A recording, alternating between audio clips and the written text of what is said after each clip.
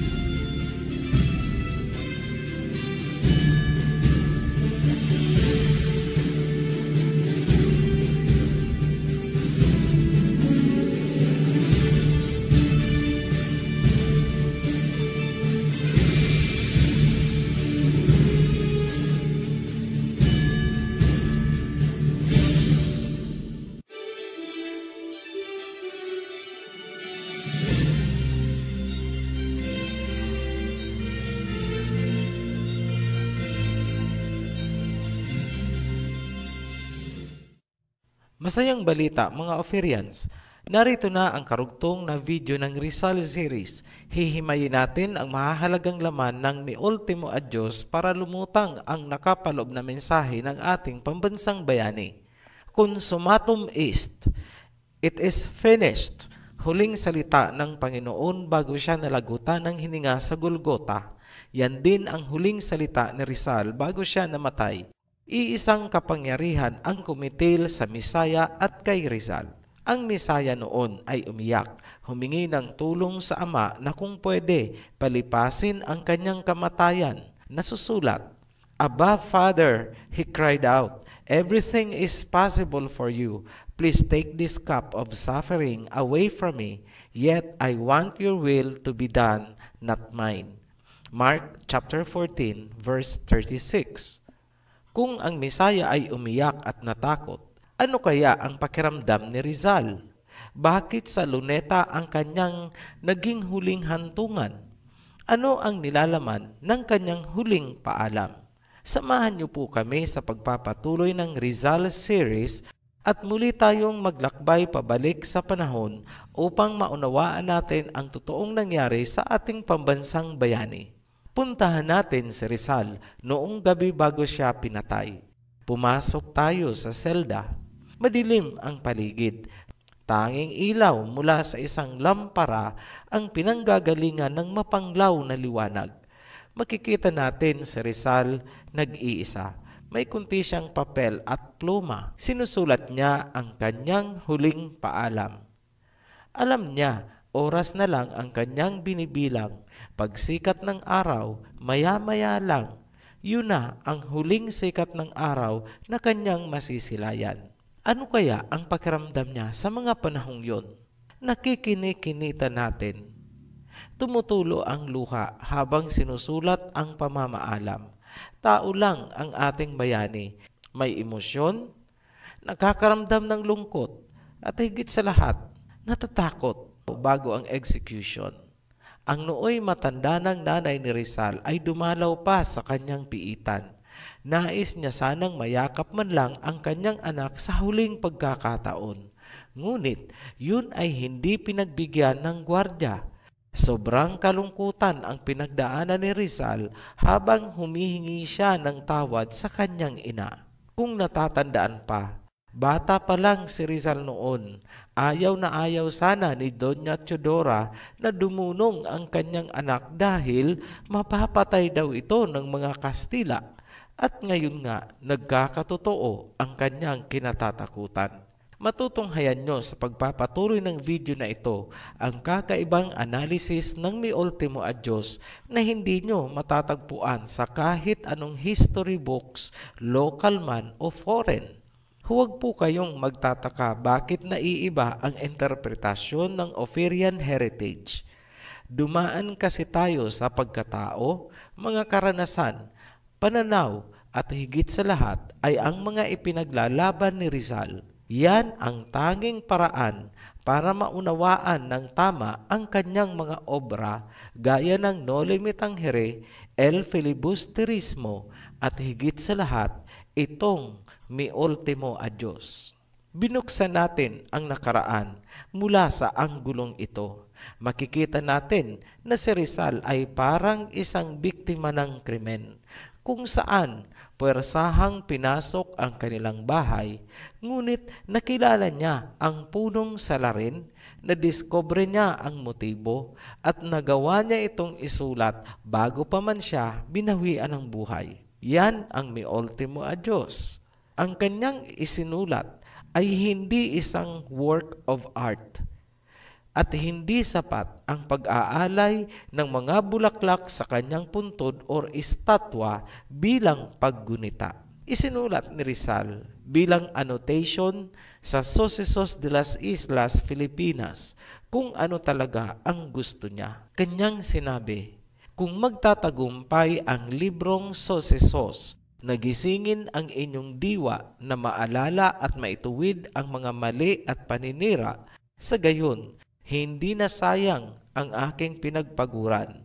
Ito ang ating magiging basihan kahit gaano kaliit para maintindihan ang darating na panahon. Pansining mabuti ang nais ni Rizal. Una, kailangan daw magising ang mga Pilipino sa katotohanan ng mga pangyayari. Pangalawa, kailangan daw ituwid ang mga kasinungalingan ng nakaraan na ngayon ay naging bahagi na ng kasaysayan na itinuturo sa mga kabataan. Yun lang daw ang tanging paraan para maunawaan natin ang mga darating na panahon. Para sa Ophirian Heritage, itong Mi Ultimo Adios ay isang huling habilin sa anyong pamamaalam. Yan ang ating napagtanto dahil sa kahulugan ng mga nilalaman. Bago tayo magpatuloy, muli naming pinaaalala na ang obra ni Rizal ay kinatawan ng kanyang mga karanasan at nasaksihang mga pangyayari. Magpatuloy na tayo sa pag-analisa ng Mi Ultimo Adios or Last Farewell. Simulan natin sa pagtutuwid ng translation mula sa salitang Kastila papunta sa English at Tagalog para lumutang ang tamang mensahe.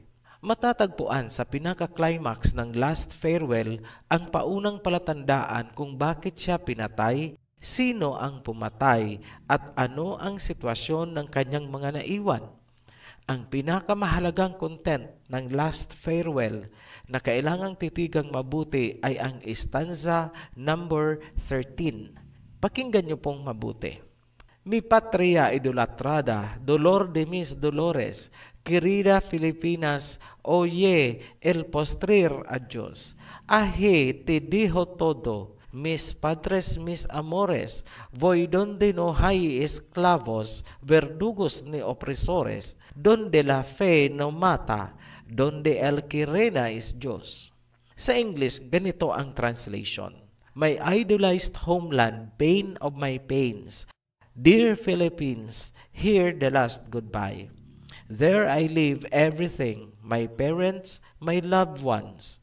I go where there are no slaves, executioners, or oppressors, where fate does not kill, where he who reigns is God. Ang itinuturing ngayon na official translation sa Tagalog ay ang pagsasalin na ginawa ni Andres Bonifacio. Basahin natin.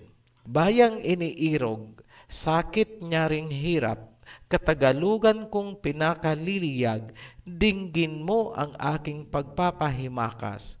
Diya'y iiwan ko sa iyo ang lahat. May mga napansin tayo na inaccuracies sa pagsasaling ginawa ni Bonifacio kung saan nawala ang ilang mahahalagang nilalaman ng original. Una, nawala sa Tagalog version ang Querida Filipinas dahil naisalin itong katagalugang pinakaliliyag. Ang layo po, di ba? Wasak ang totoong mensahe ni Rizal. Ang Pilipinas ay hindi lang ang katagalugan dahil may mga region na Bisaya. Tila ba si Bonifacio na ang nagsasalita at hindi na si Rizal? Pangalawa, nawala ang impact or magnitude ng salitang opresores or oppressors dahil isinalin itong umiinis. Voy donde no hay esclavos, verdugos ni oppresores. Ang pagkakasalin ni Bonifacio ay, ako'y patutungo sa walang busabos, walang umiinis, at walang berdugong hayop. Nag-iinis lang po ba sina Magellan at ang mga praile, yung mga Kastila? Napakababaw ng salitang umiinis. Kailangang mapanatili ang impact gamit ang kasing bigat na salita sa Tagalog. Hindi pwedeng ang oppressor ay isasalin na umiinis. Mas malapit siguro ang salitang manlulupig.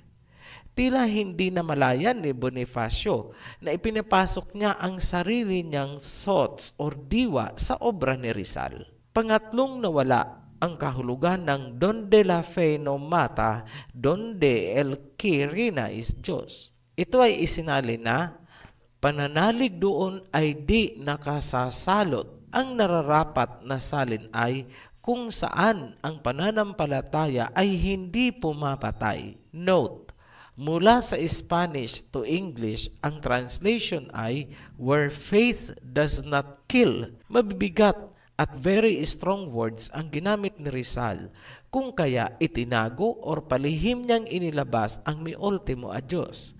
Hindi na natin masigurado kung paano na ilabas, ngunit ayon sa mga available sources, ito daw ay ipinasok sa lampara, yung isang impormasyon naman ay sinasabing sa sapatos daw upang maipuslit.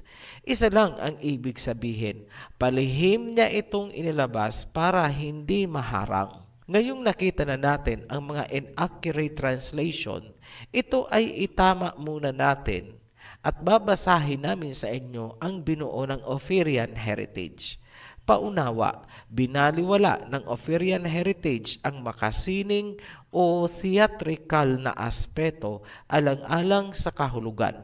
Mas binigyan natin ng halaga na mapreserba ang nilalamang kahulugan kaysa poetic art gaya ng rhyming. Basahin natin ang rendition na ginawa ng Ophirian. Ito yung stanza number 13. Iniirog kong lupang tinubuan, kirot ng aking pagpapakasakit. Ginigiliw kong Pilipinas, huling paalam iyong pakinggan.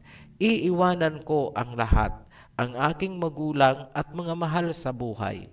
Ako'y paroroon kung saan walang alipin, walang berdogo at walang manlulupig. Kung saan ang pananampalataya ay hindi pumapatay, kung saan ang iluhim lamang ang naghahari. Ngayon, isa-isahin na natin ang mahahalagang punto ng istansa at i-decode natin ang nais ipakahulugan ni Rizal. Sa sino mang nagnais na i-decode ang lalim ng mi ultimo a Diyos, kailangang alam natin kung paano at bakit binuo ni Rizal ang noli me tangere at el filibusterismo.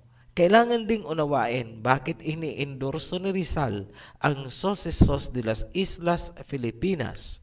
Kailangan ding alamin bakit ginagalugad ni Rizal ang mga museum at libraries lalo na sa Europa at Amerika. Kapag napagtanto ang mga motibo ni Rizal sa kanyang mga ikinikilos, saka mo palang mauunawaan ang kahulugan ng mi ultimo a Diyos. Yan ang sikretong daan papunta sa kanyang mga obra. Isa-isahin natin ang mga linya na may mahahalagang kahulugan. Unahin natin itong, iniirog kong lupang tinubuan, kirot ng aking pagpapakasakit. Ang linyang ito ay self-explanatory kung napanood nyo ang mga naunang video natin sa Rizal series. Magbibigay na lang po kami ng karagdagang impormasyon bakit sinabi ni Rizal na pains of my pain. Sa Tagalog, kirot ng aking pagpapakasakit. Halimbawa niyan ay noong nasa Germany si Rizal at naubusan siya ng pera, nagkasakit sa kasagsagan ng winter. Nakaranas din ng gutom habang sinusulat niya ang Noli Me Tangere. Lahat ng hirap na pinagdaanan niya at ang napipintong kamatayan ang tinutukoy niya sa dolor de mis dolores, pains of my pain, kirot o hapdi ng aking pagpapakasakit. Titigan natin ang sumusunod na linya.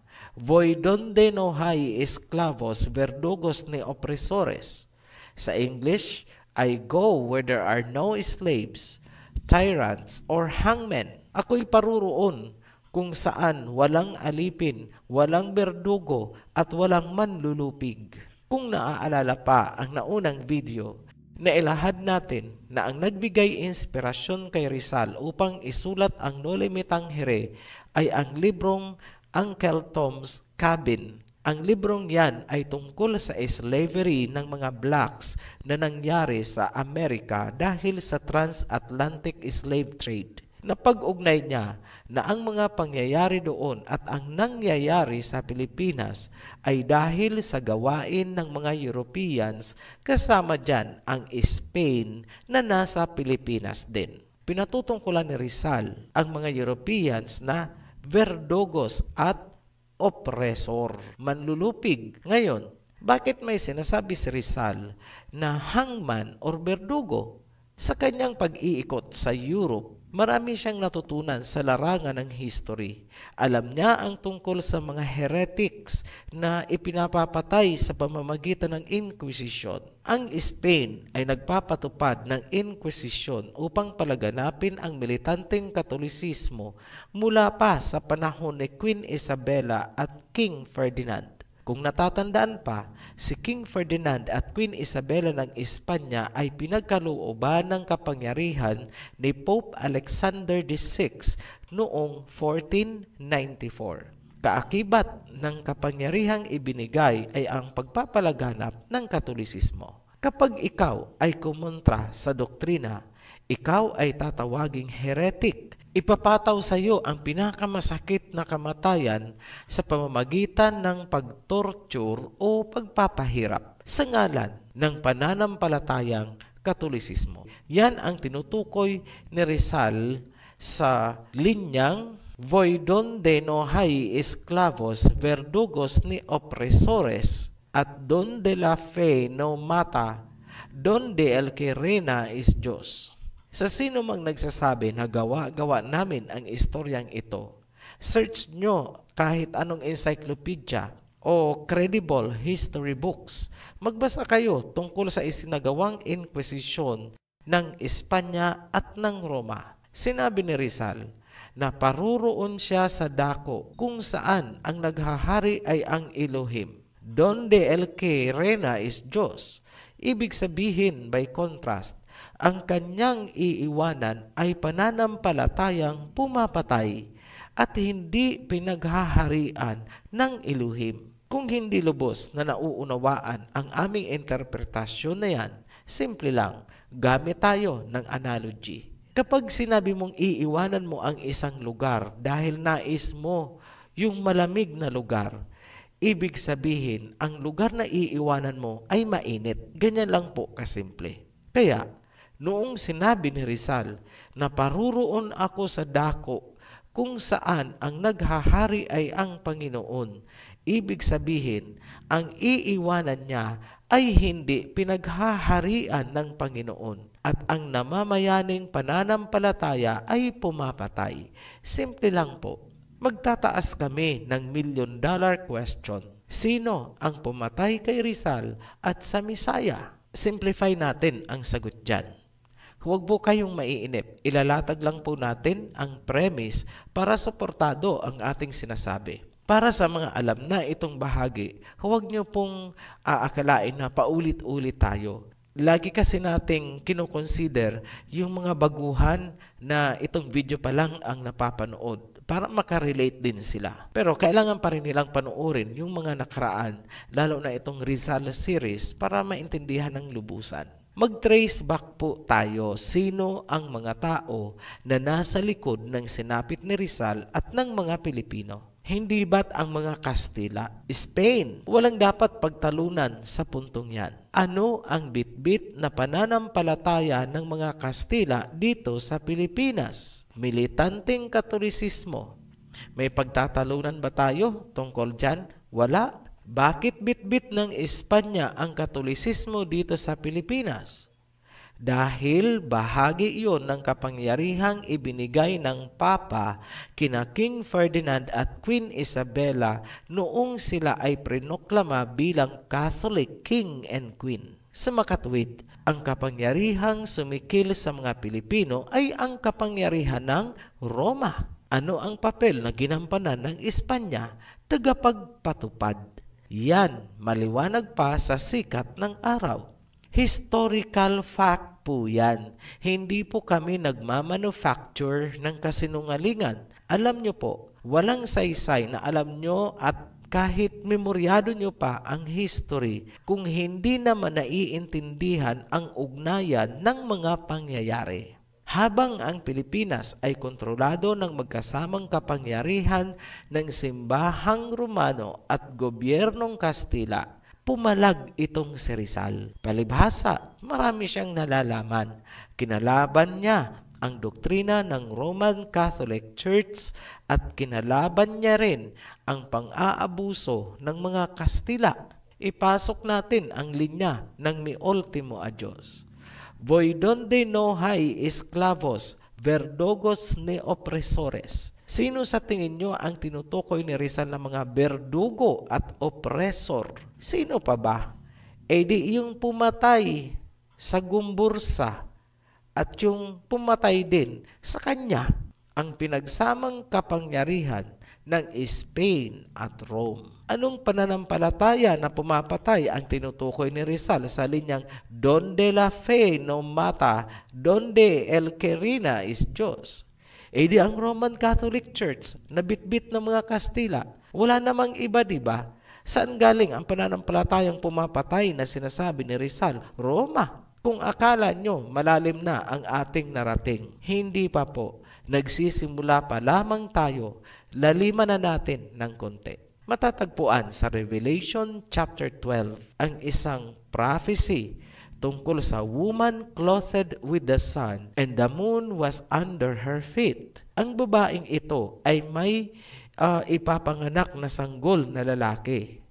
Siya ay nasa parang nagle-labor. Ninais ng dragon na i-devour or kainin ang ilalabas niyang sanggol. Ngunit ang sanggol ay kinuha ng ama at dinala sa kanyang trono. Galit na galit ang dragon at tinugis niya ang babae at didigmain niya ang mga natitirang binhi or lahi ng babae.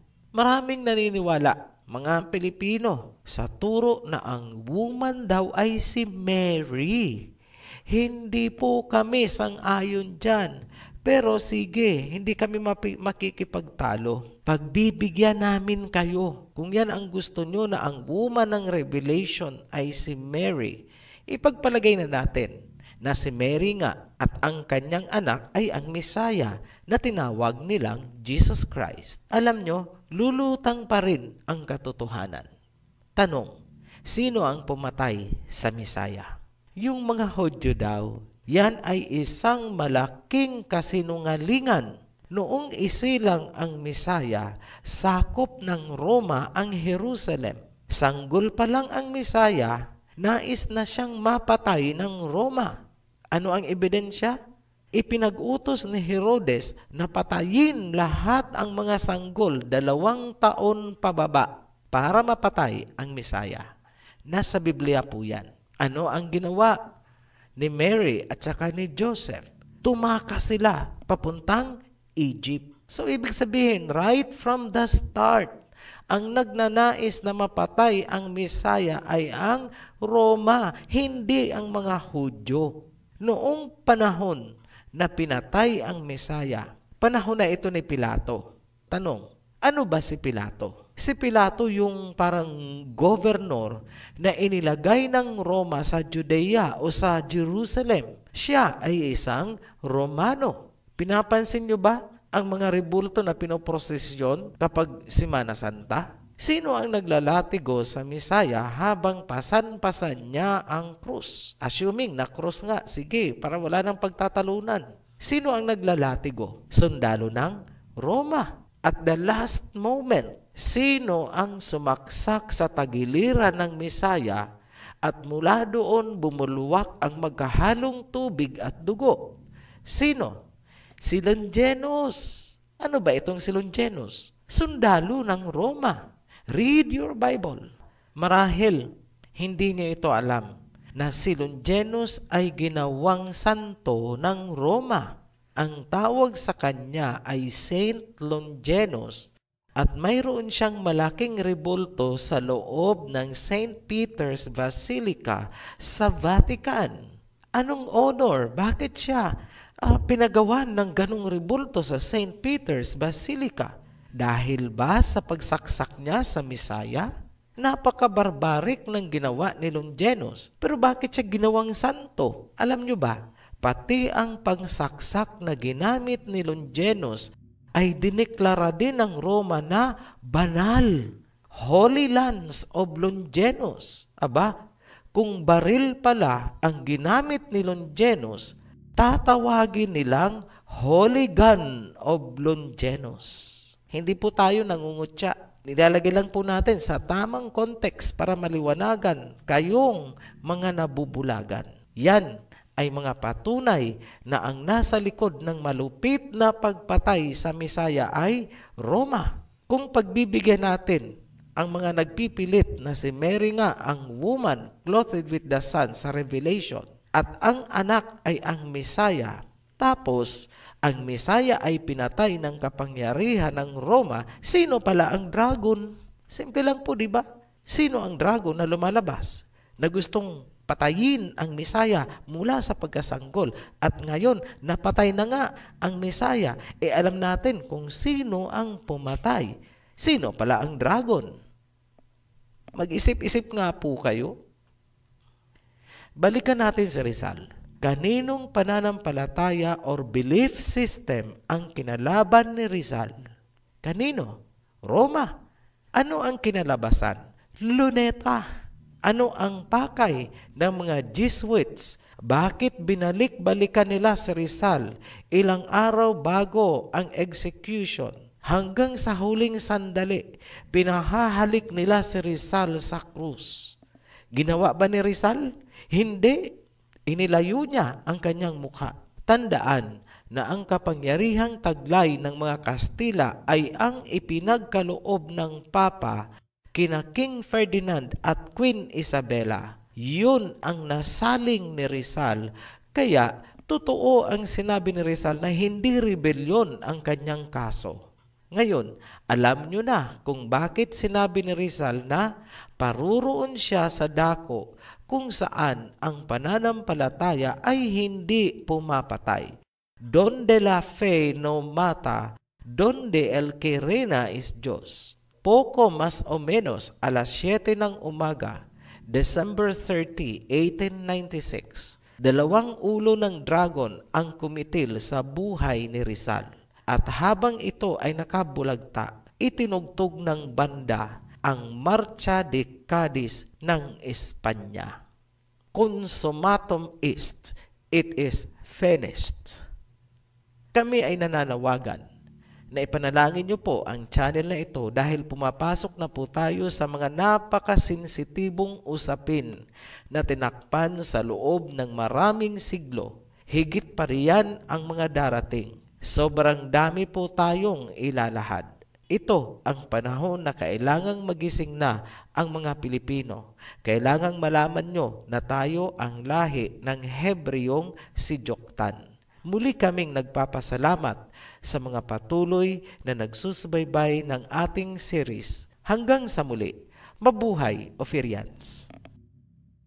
Mga kapatid, kung niyo pong napanood ang kabuuan ng video na ito at kung niyo pong nagustuhan ang mensahe at aral, paki-like, subscribe, and share po. Marami pong salamat. Be blessed. Shalom.